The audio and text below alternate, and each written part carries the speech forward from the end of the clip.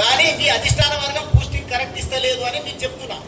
అది పోయి మొదలు పీసీ పెడతాను, నువ్వు మాట్లాడు పోస్టింగ్ మీరు చెప్పింది నాకు అవకాశం సీఎం గారు కూడా చెప్తాను. నేను కూడా చెప్తా సీఎంకి వచ్చి, అట్లా ఇబ్బంది లేదు. ప్రెసిడెంట్ కు ఇన్ఛార్జ్ కూడా చెప్తాను. మీనాక్షి అసలు ఈ జిల్లాకు మీరు మంత్రి పదవి ఇస్తారా?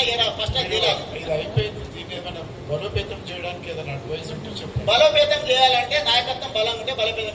రేవంత్ రెడ్డి ఉంటే మా నాయకుడు చెప్పాను, మా నాయకుడు బలమైన నాయకుడు.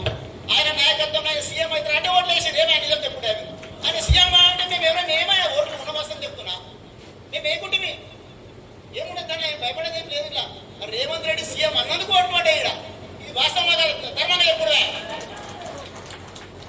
రేవంత్ రెడ్డి సీఎం అని అనుకున్నా మీరు ఎవరినో ఇంకోరు పేరు చెప్తుంటే తెలుస్తుండే మీకు ఓట్లు ఎన్ని పడుతుండవు. ఇక్కడ నాయకుడు గట్టిగా ఉండాలి, బలమైన నాయకత్వం ఉంటేనే కింద కార్యకర్త గట్టిగా ఉంటాడు. ఎవరు చూసుకొని కొట్లాడాలి, నేను ఎవరు చూసుకొని కొట్లాడాలి. ఏదో ముగ్గురు పెద్ద